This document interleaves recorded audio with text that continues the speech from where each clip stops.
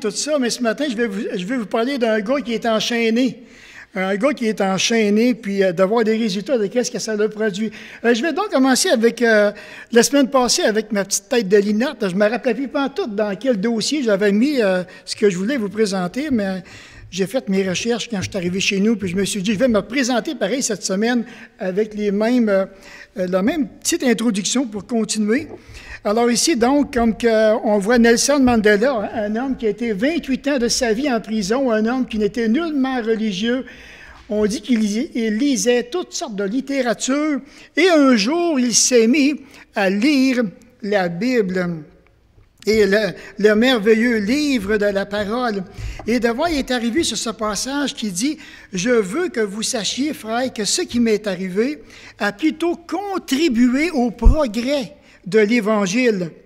Et la plupart des frères dans le Seigneur, encouragés par mes liens, ont plus d'assurance pour annoncer sans crainte la parole. » Et c'est là maintenant qu'on dit que Mandela a fait le lien qu'il n'était sûrement pas en prison par le fruit du hasard. Et c'est là qu'il s'est arrêté. Et on dit que c'est comme une petite étincelle qui va allumer dans le potentiel. Et là, maintenant, ça va pousser, ça va encourager la personne qui est prise en prison, même, de continuer, de persévérer et d'aller jusqu'au bout.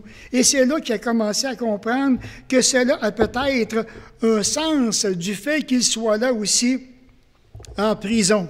Et si vous vous rappelez, j'avais parlé aussi de Rodolphe Giuliani, donc qui était à New York. Et j'imagine, j'aurais pas aimé être maire de New York en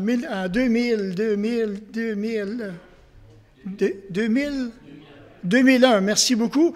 Et de voir maintenant que tu es maire d'une grande ville comme New York et de voir que, momentanément, mais comme nous savons tous, ça a marqué l'histoire du monde, deux avions qui ont rentré, puis ils disaient que maintenant la peur s'était installée, la crainte, le danger de représailles. Il y avait peur aussi qu'il y avait d'autres avions qui viennent avec l'Empire State Building. Et de voir que constamment, il était en train de penser, puis en tant que maire, mais comment encourager les gens de ma ville quand moi-même, je suis pris dans la peur, dans la crainte, dans la représaille. Et de voir qu'un jour, il a rencontré un aumônier, et cet aumônier-là lui a partagé dans Philippiens 4 et le verset 8.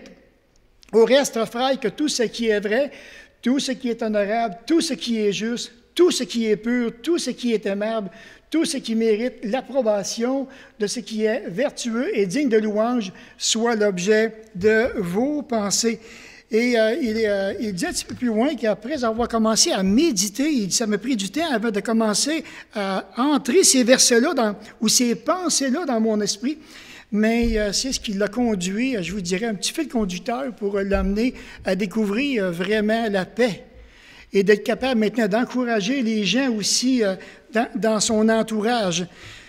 Et il y avait aussi donc ce personnage, je pense que tout le monde connaît très bien, lorsqu'il avait dit cette pensée « Yes, we can », puis il avait dit avec tellement de conviction, tellement d'assurance, quand il savait passer à la télévision, et là je me suis dit d'où ça vient. Alors après avoir fait des recherches, mais je me suis rendu compte que M. Obama, un matin, il était dans l'église avec Michelle, son épouse, de même que ses deux filles, puis il était en train d'écouter le message, et puis de voir que le pasteur amenait un message et qui disait « Je puis tout par celui qui me fortifie ». C'est intéressant de voir que c'est des petites phrases qui viennent de Philippiens, mais qui ont eu des impacts sur des dirigeants mondiaux. C'est vraiment, vraiment intéressant. Alors imaginez si ça avait eu un impact sur les dirigeants mondiaux, comment est-ce que ça devrait avoir un impact dans notre Église locale?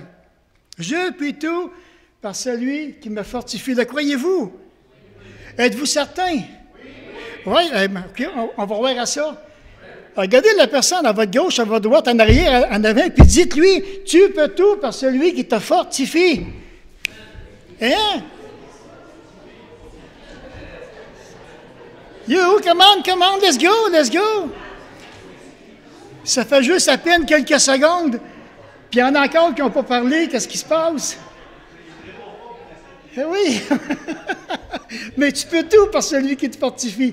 Et je pense qu'on a besoin de s'arrêter, vous savez, puis de vraiment s'encourager Et lorsqu'on regarde vraiment cette belle phrase qui est là, et là, bien, je dis ça par rapport que lorsque je regarde aussi la cuisine en bas, et là, mais je me suis dit, comment est-ce qu'on a vraiment du beau potentiel dans notre Église? Je ne sais pas si vous êtes conscient de cela, le potentiel qu'on a dans notre Église. On a des techniciens en ordinateur qui sont formidables. Non, mais c'est vrai, on a quand même des gens qui ont des baccalauréats, qui ont des maîtrises, doctorats dans l'Église. C'est vraiment, vraiment spécial. On a des corps de métier de toutes sortes dans l'Église. Alors, si on commence à regarder tout ce qui se passe, puis le potentiel qu'on a dans notre Église, c'est extraordinaire. Moi, ça m'encourage beaucoup, ça me fait réfléchir quand je regarde tout ça, puis je dis au Seigneur, mais qu'est-ce que tu veux faire avec tout ce beau potentiel-là de notre Église? Qu'est-ce que tu veux faire? Et je pense que le Seigneur est en train de préparer nos cœurs, premièrement, comme tantôt je vous disais, hein, lorsqu'on regarde les cantiques qu'on a eus ce matin, là maintenant, Jésus est mort, Jésus est ressuscité, est-ce que tout a arrêté là? Non, ça n'a pas tout arrêté là. Il y a quelque chose qui s'est déclenché, et voilà maintenant que l'Évangile s'est répandu à travers le monde entier. Puis vous savez, peut-être qu'on peut dire, lorsqu'on est à côté d'une personne, ou bien qui est en avant, ou bien en arrière de moi, peut-être qu'on pourrait avoir la pensée un petit peu comme les apôtres. Oui, mais Seigneur, celui-là, là, qu'est-ce qui va y arriver? Je ne sais pas si vous avez déjà eu cette pensée-là, hein? Avec quelqu'un qui est à côté de vous, puis il va arriver quoi, Seigneur, à cette personne-là? Puis vous savez, parce que je vous dis ça, parce qu'on pourrait avoir un mépris. On pourrait avoir du mépris envers la personne qui est à côté de moi, à gauche, à droite, ou bien en arrière ou en avant. Et là, maintenant, peut-être que je peux dire à mes yeux, à moi, elle est impotente. Ça ne marche pas. Il me semble que cette personne-là est handicapée. Regarde, qu'est-ce que ça fait dans l'église locale? Ou bien elle est limitée. Ah, d'après moi, elle est destinée à peu de choses. Je suis certain que ça ne fera pas grand-chose dans l'église. C'est faux! C'est faux! C'est complètement faux! Parce que la parole, elle nous dit que celui qui a commencé en nous cette bonne œuvre, qu'est-ce qu'il dit? Il va la rendre parfaite jusqu'au jour du Seigneur Jésus-Christ. Et ça, c'est encourageant. C'est encourageant de voir que c'est le Seigneur qui va le faire à travers nos vies personnelles. Et de voir maintenant que, puis une chose est certaine, c'est que peut-être qu'on n'y pense pas, hein? Mais Dieu va nous surprendre. C'est le Dieu des surprises. Et puis, quand que le Seigneur décide de toucher un cœur, de toucher une église, il va nous surprendre. Puis combien de fois que ça nous est arrivé en disant « Hey, mais lui, ce qui est arrivé, ou bien ce qu'il a fait, là, je suis tellement surpris de ce qu'il a fait, ça dépasse mon entendement. » Je ne sais pas si ça vous arrive, mais c'est ça. Alors, Dieu commence quelque chose dans le cœur d'une personne, puis il dit qu'il va l'accomplir jusqu'au bout. Alors, ce matin, j'aimerais vraiment vous encourager. Quand vous entendez des messages le dimanche ou le mercredi, s'il y a des messages qui vous ont touché, qui ont touché vraiment votre cœur, ou bien que ça a produit une transformation dans vos vies, ou bien une prise de conscience, ou bien d'autres choses que vous n'aviez pas vues, combien j'aimerais vous encourager qu'à ce que vous puissiez écrire un petit mot à celui qui a amené le message. Si vous saviez, j'en reçois personnellement, puis honnêtement, je vous avoue humblement, là, il y en a que j'ai éclaté en pleurant quand je les ai vus.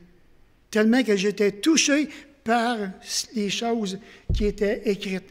Puis vous ne savez pas comment est-ce que c'est encourageant. C'est tellement encourageant parce que là, on est en train de dire, Seigneur, on passe des heures, des heures, des heures. Non pas qu'on veut se péter les bretelles sur la bedaine, c'est pas ça du tout.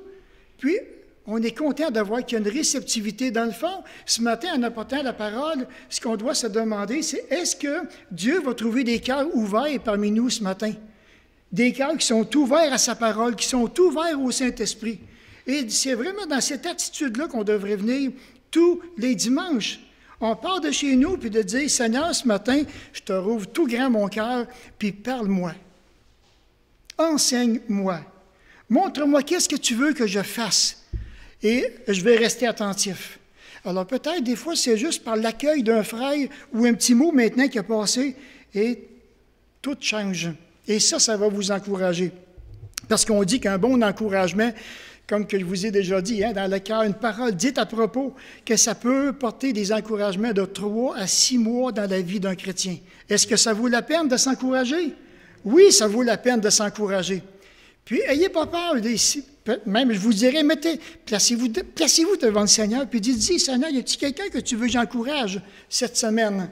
Aujourd'hui, soyez attentifs, parce que ça va venir.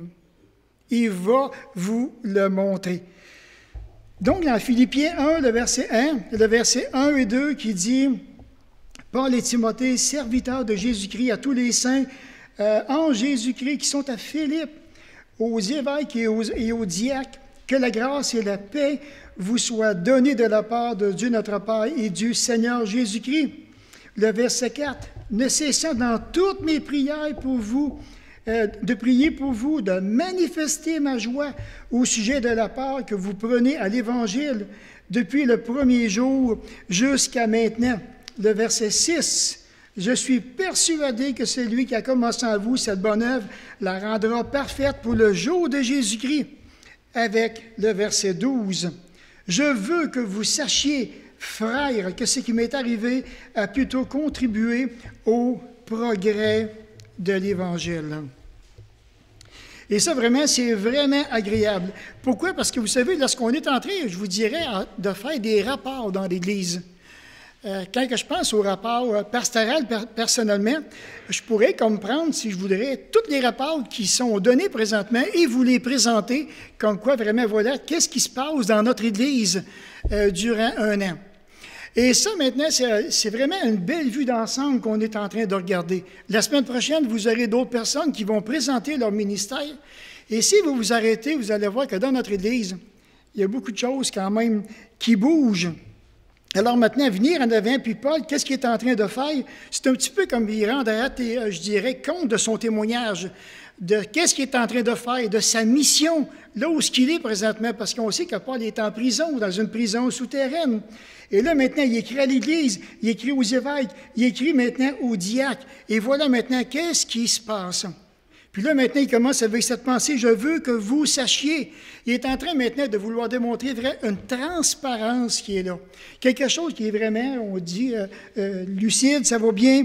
Il y a un désir de communication. Il veut vraiment mettre au courant les frères, les évêques, les diacres. Puis quand on dit les évêques, c'est les pasteurs ici. Nous autres, on s'entend bien que ce n'est pas quelque chose de religieux, là, pour pas qu'il y en a qui mélangent, là. Et de voir maintenant que Paul, il va donner maintenant son compte rendu de qu'est-ce qui se passe. Et de voir que maintenant, c'est bien entendu que Paul, qui est lié en prison, tantôt on a chanté le cantique, comme que je vous ai dit, libéré de mes chaînes, mais là, Paul, lui, il est enchaîné. Puis qu'est-ce qui le réjouit? C'est de voir des vies qui sont transformées. C'est de voir maintenant qu'à travers tout ça, l'Évangile continue à avancer. Puis quand on parle de l'Évangile, c'est la bonne nouvelle de Jésus-Christ. Alors Jésus a pris encore de plus en plus de terrain depuis 2000 ans. Mais il ne faut pas que ça s'arrête. Il ne faut pas que ça s'arrête. Alors oui, on parle de la bonne nouvelle de l'Évangile, mais la bonne nouvelle de l'Évangile amène quoi dans nos vies? Des vies transformées. Alors si on dit qu'on a accepté Jésus puis que notre vie qui n'est pas transformée, qu'elle ne change pas du tout, j'ai besoin maintenant de m'arrêter. Des vies régénérées, des vies qui sont engagées, des vies qui sont consacrées, des vies qui sont édifiantes. Et ça, maintenant, on a besoin de voir ça. Et tout comme l'apôtre Paul dit, hein, eux autres, l'Église de Philippe, ce qui encourageait Paul dans ses liens, c'est une Église qui va de progrès en progrès. Autant maintenant sur le plan personnel comme sur le plan de l'Évangile. L'Évangile qui prend du terrain, l'Évangile qui va maintenant aller dans cet empire romain, dans le but qu'à ce que les gens puissent venir à la connaissance personnelle de l'Évangile, de Jésus-Christ lui-même, Jésus ressuscité. Vous savez, puis je me suis arrêté, puis quand je regardais ça en arrière, on apprécie nos déjeuners de l'espoir. On les apprécie beaucoup, beaucoup, beaucoup.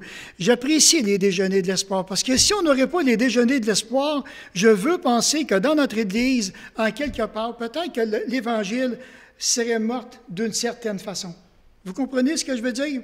Probablement qu'on aurait démissionné, on aurait arrêté, on aurait cessé de parler de l'Évangile. Alors même s'il y a une flamme qui est là, un petit lumignon qui brûle, une petite flamme qui n'est pas encore éteinte, on se doit, en tant qu'Église, de continuer à annoncer l'Évangile constamment. Ça, c'est la mission de l'Église. Et cette bonne nouvelle change ma vie, cette bonne nouvelle touche mon cœur, puis on espère que cette bonne nouvelle-là va entrer aussi dans les foyers. Et parce que notre peuple qui nous entoure ont besoin d'entendre le message de l'Évangile. Alors, et cet Évangile-là, Dieu nous l'a donné. Elle repose entre les mains de chacun de nous. Je pensais aussi à la cuisine, hein? On n'arrête pas d'en parler parce qu'il y a une transformation extraordinaire. C'est quasiment comme une chrétienne renouvelée, la cuisine. Non, mais c'est vrai, quand je regarde ce qu'on avait et ce qu'on a maintenant, c'est extraordinaire. Et c'est comme qu'on discutait, hein, c'est pour emmener les frères et les sœurs dans la communion fraternelle. C'est extraordinaire. Plus que de la communion fraternelle, ça va nous encourager et ça va aussi nous diriger, nous pousser à annoncer l'Évangile. Alors, j'ai pensé aussi les colloques qu'on organise au niveau des évangélistes. Mais quelle bonne affaire! Quelle bonne affaire! Pour la simple raison qu'il y a des évangélistes qui sont dans des églises et qui sont là, qui sont en train de voir des chrétiens qui ont du beau potentiel, qui n'utilisent pas ce potentiel-là pour aller vers les gens qui sont perdus. Ces gars-là sont là pour nous sensibiliser, en fait, pour nous réveiller, pour nous rendre conscients qu'il y a des gens qui sont autour de nous, puis on ne leur annonce même pas l'Évangile. On est coupable de ça. Et ça, il faut vraiment, vraiment être conscient de ça, puis qu'est-ce que toute l'Église puisse prendre en main ce beau désir d'annoncer l'Évangile. Puis en plus, mais je me suis dit, on a aussi l'école des évangélistes qui s'en vient. Et ça m'encourage. Parce que à quelle place ça va se faire? Ici, dans notre Église. Alors peut-être que vous allez dire, moi je ne suis pas un évangéliste, puis ça ne me tente pas de venir à cette formation-là. Bien moi, j'aimerais vraiment vous encourager, frères et sœurs. J'aimerais vraiment vous encourager parce qu'on n'a pas besoin d'être un évangéliste pour parler aux gens. Mais si un jour que Dieu vous place dans une situation, que ce soit avec un groupe d'amis ou bien avec la famille, et que la discussion vient sur l'Évangile, qu'est-ce que vous allez faire? Comment vous allez vous y prendre? Comment vous allez commencer pour attirer les gens et leur présenter vraiment le salut? Alors, je vais vous encourager sur une base personnelle, juste pour vous édifier, pour vous encourager, pour vous équiper dans l'approche avec l'Évangile. Donc, Paul, il parle en disant, « Je veux que vous sachiez, le verset 12, hein, et là, maintenant, on voit que c'est tellement important qu'est-ce qu'il est en train de dire. On dit que c'est une expression grecque courante, souvent présentée dans les lettres anciennes. Et puis, j'ai vérifié dans d'autres textes aussi, parce qu'il y a quand même des chaînes de référence qu'on peut vérifier. Et comment est-ce que Paul lui-même revient avec cette pensée? Je veux que vous sachiez, donc je veux que vous saisissiez, je veux que vous compreniez bien ce que je veux vous communiquer.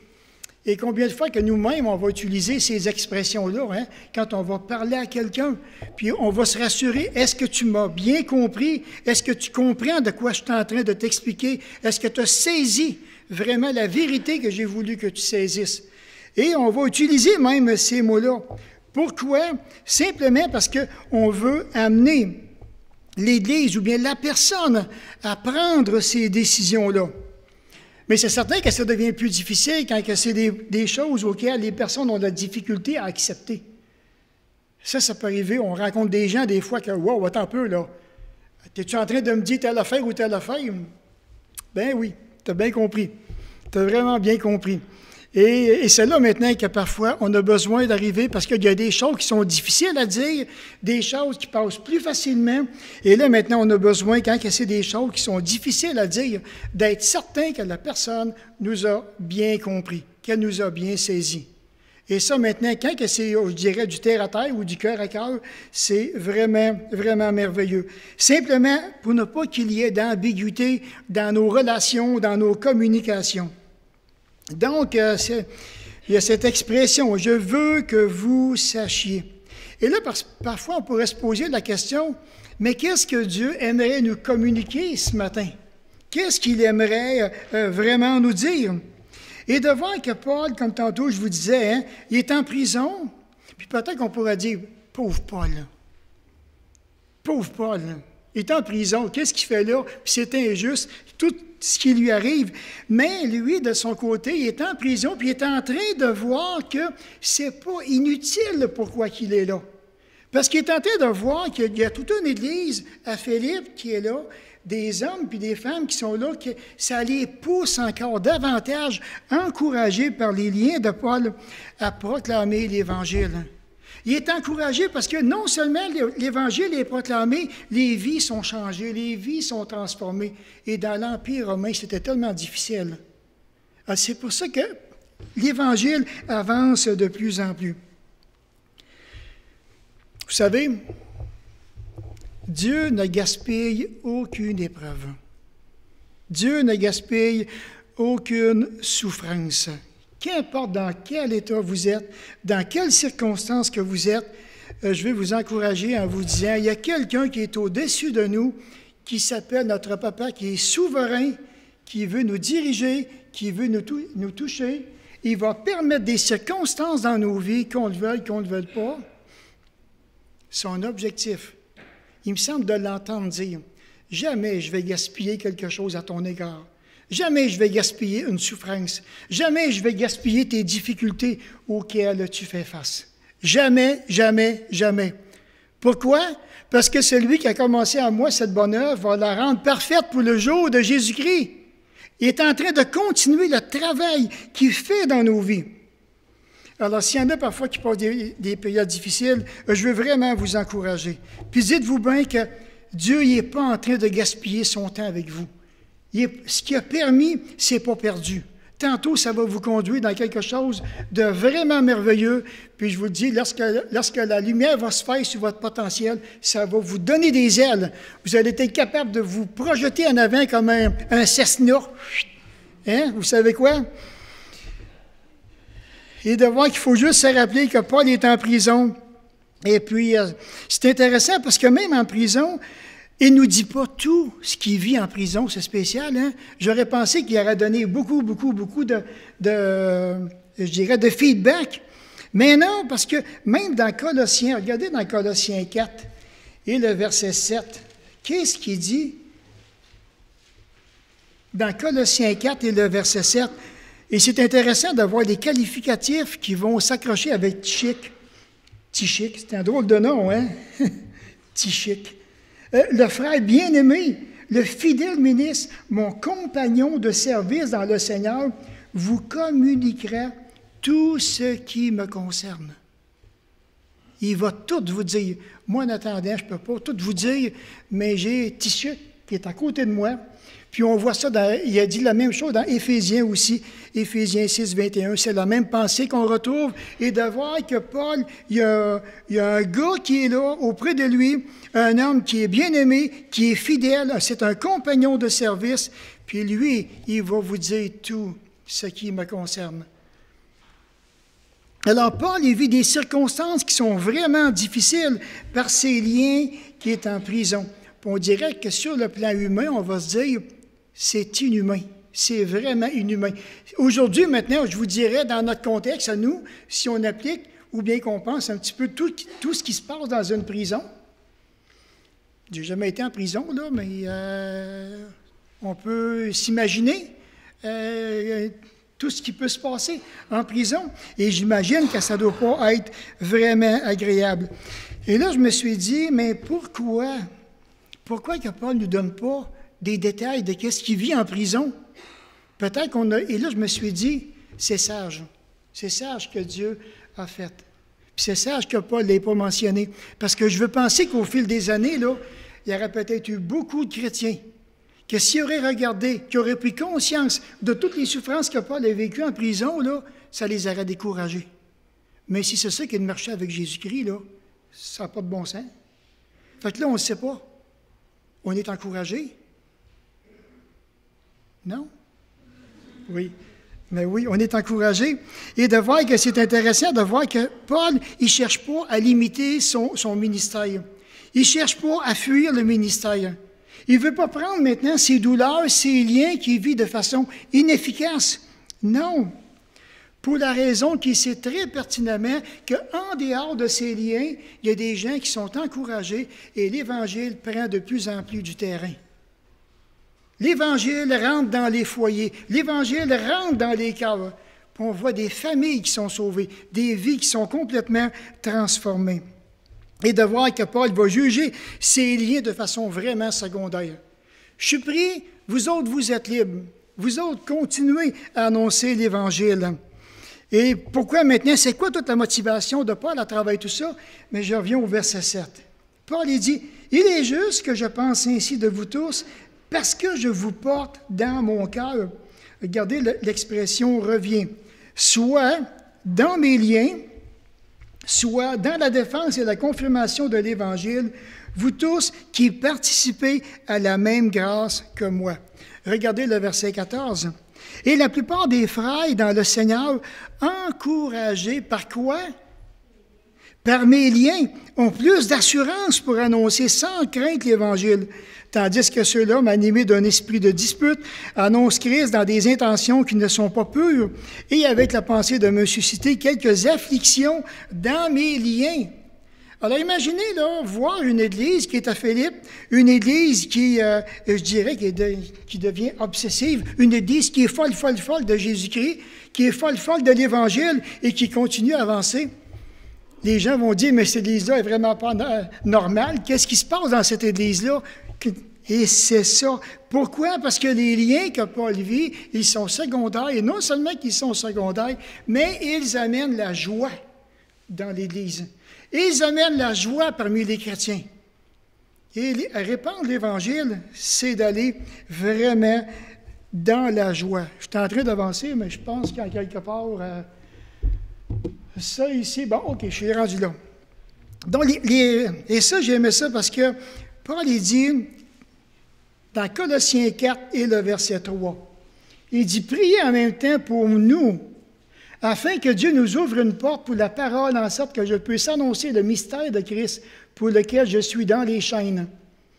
Je vous salue, moi, Paul, de ma propre main. Souvenez-vous de mes liens. » Et la parole de Dieu nous encourage à prier sans cesse, prier constamment. Et là, je me suis dit, Paul qui dit de prier pour lui, afin qu'une porte se rouvre.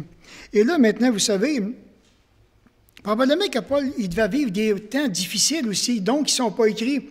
C'est pas pour rien qu'il demande de prier pour lui, puis c'est pas pour rien non plus qu'il demande prier pour que Dieu rouvre les portes du cœur, que l'on puisse annoncer l'Évangile, que l'Évangile encore entre dans les cœurs.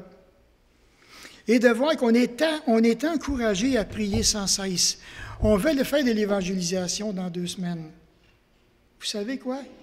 S'il n'y a pas de prière, là, on va gaspiller du temps, on va gaspiller des énergies, on ne sera pas capable d'avancer. Est-ce que l'Évangile va rentrer dans les foyers? Du tout, du tout, du tout. Mais si on prie, qu'on demande à notre Père qu'il nous ouvre les portes du cœur, qu'il nous ouvre les portes de l'enfer vis-à-vis ces gens-là qui sont perdus éternellement, on a besoin d'aller les voir et de demander au Seigneur qu'il puisse nous donner ce privilège. Un autre passage, hein, et Paul qui est à Rome encore, lorsque c'est encore difficile pour amener l'Évangile, mais encore là, hein, je n'ai point honte de l'Évangile. C'est la puissance de Dieu pour le salut de quiconque croit. Pour le Juif, premièrement, ensuite, il dit pour le Grec. Et de voir que l'Évangile cherche constamment des cœurs ouverts. L'Évangile veut avancer, l'Évangile veut progresser. Et c'est Jésus, ça, à toutes les fois qu'on parle de l'Évangile, on est en train d'annoncer le Seigneur Jésus-Christ. On parle de Jésus, on est en train d'élever le Seigneur Jésus. On parle de celui qui revient bientôt, c'est le Seigneur Jésus lui-même. Et de voir que dans 1 Corinthiens 9, 16, Paul il dit, « Si j'annonce l'Évangile, ce n'est pas pour moi un sujet de gloire. » Il ne faut pas tomber non plus dans ce piège-là, hein, qui dit, car la nécessité m'en est imposée, et malheur à moi si, j'ai oublié un J, je n'annonce pas l'Évangile. Et un peu plus loin, donc dans la même lettre, il dit, je fais tout à cause de l'Évangile. Et on regarde ça, et on va dire, mais ça, c'est Paul. Paul était capable de faire ça. Paul avait des capacités de faire ça. mais on a la même chose, nous aussi. On n'est pas différent de Paul du tout, du tout, du tout. Et c'est une nécessité qui lui était imposée. Quand on regarde tous les beaux cantiques qui ont été chantés ce matin, comment est-ce que le Seigneur Jésus qui a été élevé, on est content d'appartenir au Seigneur Jésus-Christ. Nous aussi, on devrait dire, la nécessité m'en est imposée, à cause de ce que Jésus a fait pour moi à la croix. Et je devrais faire tout à cause de l'Évangile. Parce que l'Évangile, c'est la bonne nouvelle. C'est des cœurs changés, c'est des cœurs transformés, c'est des cœurs qui sont vraiment régénérés. Et de voir maintenant qu'on a besoin de discipliner notre vie avec ce que la parole demande. Chacun de nous, je vous dirais, dans un certain sens, ici-bas sur la terre, on est immortel. Tant et aussi longtemps que Dieu aura de quoi à planifier pour nous personnellement, la mort ne deviendra pas. Parce que Dieu a commencé quelque chose, il va le rendre jusqu'au bout. Puis si on a encore des œuvres à faire, rendu à 90 ans, soyez pas inquiets, vous allez être encore vivants. Parce que Dieu n'aura pas fini avec vous. Alors, c'est vraiment encourageant. Je vous dirais, une Église qui ne prend pas à cœur le fardeau des âmes s'éteint certainement. Et ça, c'est la responsabilité de l'Église. Une Église qui n'est pas en prière pour que les cœurs s'ouvrent va à sa ruine, car elle mettrait beaucoup de temps, beaucoup d'énergie, beaucoup de consécration pour la raison qu'une Église peut compter sur ses propres forces, plutôt que de compter sur les forces du Seigneur Jésus-Christ. Une Église qui va se contenter d'une petite prière de dernière minute va avoir des résultats de dernière minute aussi. La prière, c'est tellement, tellement important. Je ne pense pas que quand il n'y a pas de préparation sur le plan spirituel, des petites prières, écoute, puis donne-nous ci, puis donne-nous ça, Seigneur, puis alléluia, puis on se retourne de bord. J'y crois pas personnellement.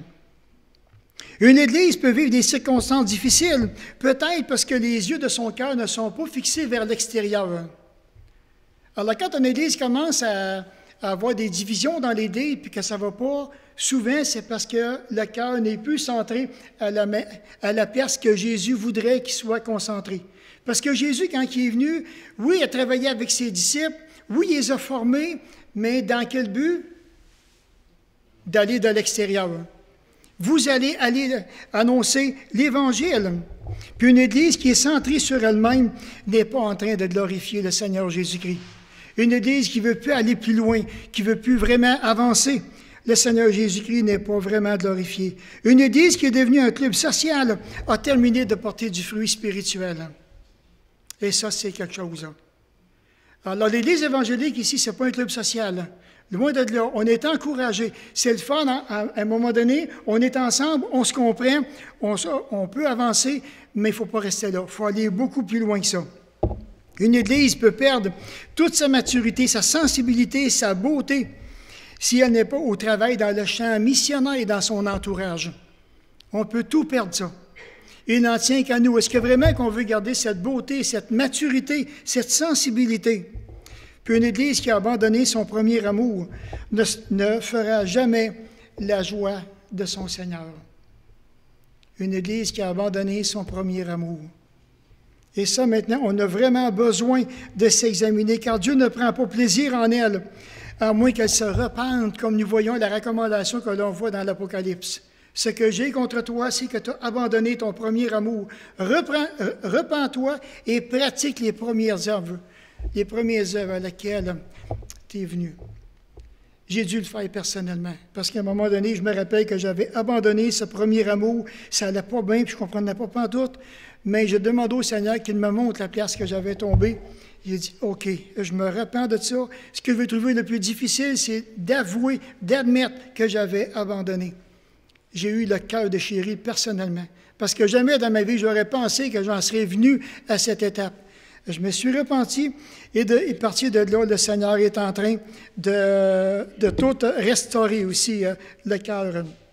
Donc, annoncer l'Évangile, même en dépit des obstacles. Et on voit ici maintenant les différents obstacles auxquels Paul a fait face. Il a fait face à la résistance de Satan. Puis comprenons bien là, que si on veut aller annoncer l'Évangile, là, il y en a un qui va s'objecter fortement. à travers les gens. Et comme il dit, Paul il dit aussi, nous avons voulu venir jusqu'à vous, du moins moi, Paul, à une ou deux reprises, mais Satan nous en a empêchés. Dans 1 Thessaloniciens 2, le verset 18. Il fait face à la résistance du monde aussi. Comme il dit, n'aimez pas le monde, ni ce qui est dans le monde. Si quelqu'un aime le monde, l'amour du Père n'est pas en lui.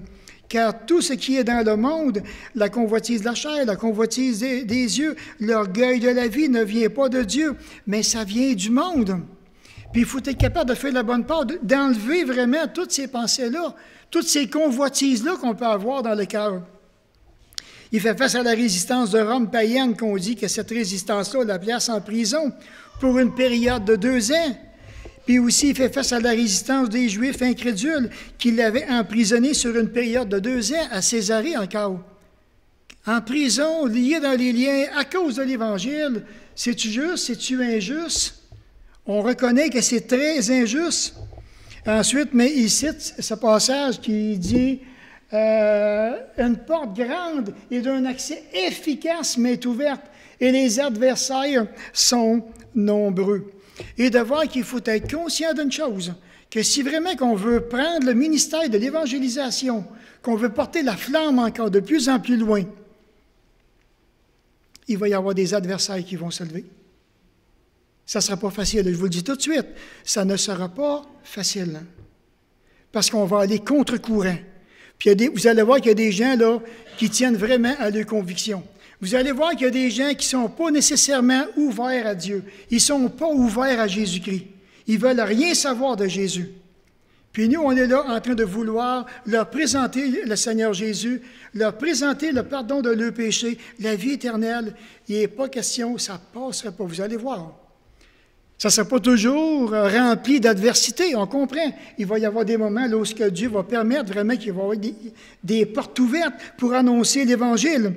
Comme il dit, une grande porte et d'un accès efficace. Il faut commencer par s'arrêter là. Ça va être efficace. Ça va porter du fruit, ça va cogner. Ça va vraiment, en quelque part, ça va déranger les gens. Ça va les déranger. Mais ça, c'est la réalité, là. Il ne faut pas penser, là, parce que je suis chrétien, là, puis que j'ai prié, puis que j'ai été spirituel, que Dieu va m'ouvrir toutes les portes, puis que c'est facile. À un moment donné, on va en empoigner les adversaires de l'Évangile.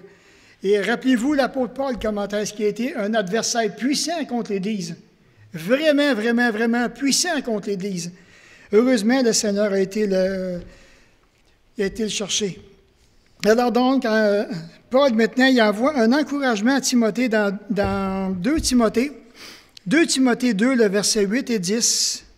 Il dit, « Souviens-toi de Jésus-Christ, issu de la descendance de David, selon mon évangile pour lequel je souffre jusqu'à être lié, et dit comme un malfaiteur. Mais la parole de Dieu n'est pas liée. C'est pourquoi je supporte tout à cause des élus, afin qu'eux aussi obtiennent le salut qui est en Jésus-Christ avec la gloire éternelle. » Donc, on a besoin que même à travers les obstacles de la vie quotidienne, avec l'opposition, et si on est là en train de continuer de persévérer, ça va porter un encouragement efficace au sein de l'Église locale. En conclusion, je vous dirais, ce sont des petits prix, dans le fond, à payer que Dieu nous appelle à faire face.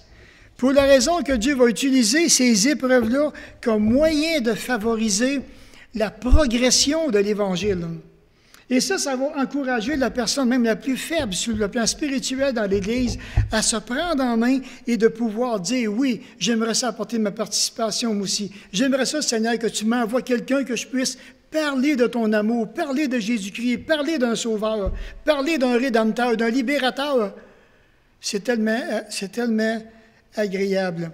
Et même, c'est comme je vous ai dit tantôt, depuis que j'ai confessé que j'avais abandonné cet amour-là, le Seigneur a permis que j'amène quand même deux personnes qui ont fait profession de foi dernièrement et que je vais rencontrer bientôt.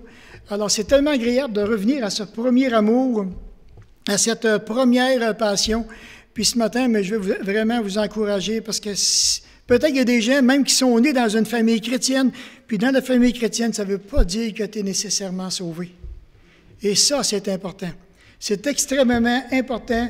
Alors, il faut vraiment naître de nouveau, comme que la parole de Dieu nous demande, de regarder vers le Seigneur Jésus et de pouvoir placer notre foi, notre confiance en Jésus, le recevoir dans notre vie, croire en lui. Et même si, parce qu'on ne comprend pas tout, hein, on ne comprend pas tout, mais c'est ça la foi. Je crois sans comprendre. Et pourquoi que le Père a donné son Fils? Je ne peux pas le dire pourquoi. Un jour, il va peut-être tout nous expliquer ces choses-là. On ne peut pas expliquer l'incompréhensible. On a l'accepté par la foi. C'est déjà un grand pas d'arriver puis de dire, Seigneur, oui, je l'accepte. C'est bien, je ne comprends pas, mais je vais quand même l'accepter au plus profond de mon cœur, dans mes compréhensions personnelles. Alors, s'il y en a qui sont ici, qui ne connaissent pas le Seigneur Jésus-Christ, qui n'ont pas eu ce privilège de connaître Jésus d'une manière personnelle, combien j'aimerais vous encourager de ne pas quitter l'Église sans rencontrer quelqu'un qui pourrait vous présenter la main personnelle de Jésus et d'avoir cette assurance, cette certitude, cette conviction personnelle que maintenant que vous êtes nés de nouveau et que vous appartenez au Roi des rois, le Seigneur des seigneurs. On va se courber dans un mot de prière. Alors, mon Père, ma prière, c'est que j'espère que tu as trouvé des cœurs ouverts ce matin à ta parole. Conduis ce message dans nos cœurs. Fortifie-nous, affermis-nous et donne-nous ce privilège, mon Père, de les porter l'Évangile encore plus loin dans des cœurs qui se perdent ou dans des cœurs qui ne te connaissent pas. Alors, Seigneur, merci encore de tout l'honneur que tu nous fais d'être présent parmi nous ce matin. Et garde nos cœurs précieusement en Jésus, car c'est en lui qu'on te prie pour sa gloire. Amen.